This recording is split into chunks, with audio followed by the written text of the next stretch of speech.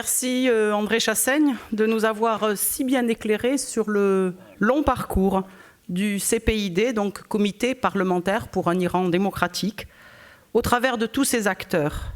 Ils ont tracé infatigablement la route qui nous conduit jusqu'à ce jour, qu'ils et elles, présents ou absents, en soient remerciés également.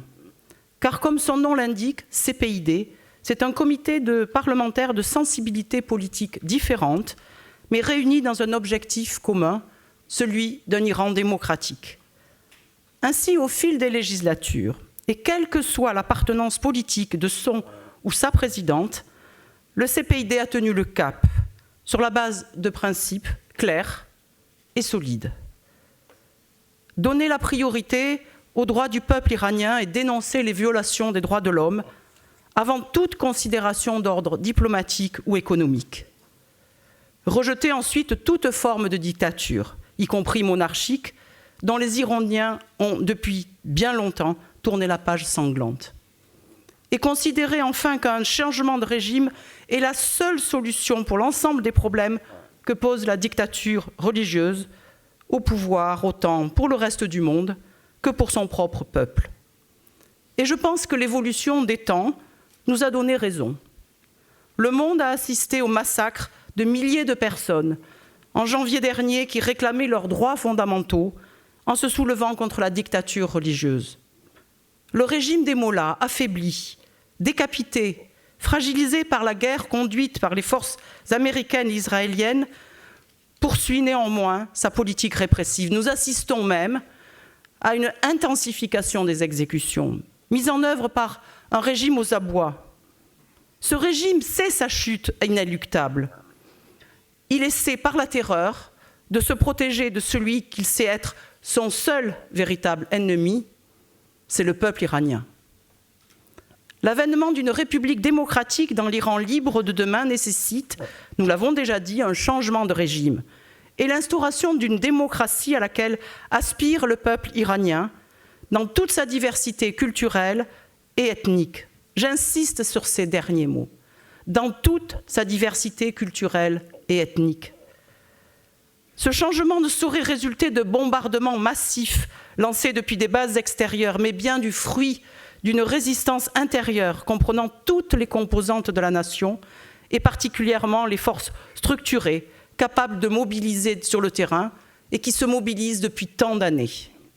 La paix dans cette région du monde est indissociable de la liberté en Iran.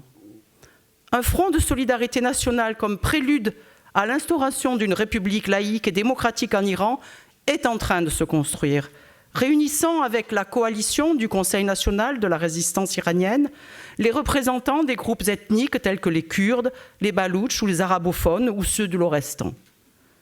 Dans la perspective d'un prochain futur démocratique pour le peuple iranien, nous avons invité toutes ces composantes de la grande nation iranienne dans toute leur diversité culturelle, linguistique, mais aussi politique, afin d'ouvrir avec elles un dialogue fructueux pour l'avenir de l'Iran et pour également les futures relations de la France avec ce grand pays qu'est l'Iran.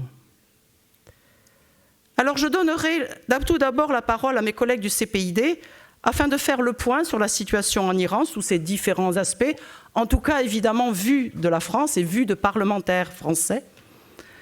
Nous écouterons ensuite nos invités iraniens dans toute leur composition plurielle qui se trouvent là devant nous, enfin devant vous et devant nous aussi.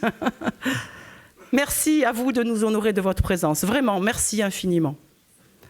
Et à la fin, je demanderai à 3 personnalités qui sont aussi devant vous, qui accompagnent depuis longtemps la résistance iranienne, de faire chacun leurs commentaires et leurs conclusions, en tout cas leurs conclusions temporaires, dans l'attente évidemment qu'advienne en Iran, ce à quoi nous aspirons toutes et tous, et particulièrement ceux qui souffrent et ceux qui subissent cette répression sanglante, le peuple iranien pour un Iran démocratique. Je demanderai aux intervenants, et particulièrement aux parlementaires, que je sais puisque j'en suis un peu plus bavard que d'autres, de respecter le temps de parole qui se limite à 5 minutes. Et merci aux parlementaires, en tout cas ceux qui sont présents, que je ne vois pas forcément dans la salle, d'être présents à ce colloque ou ceux qui pourront venir au fur et à mesure du déroulement de cette réunion. je passe la parole à Philippe Gosselin, député de la Manche, vice-président du CPID.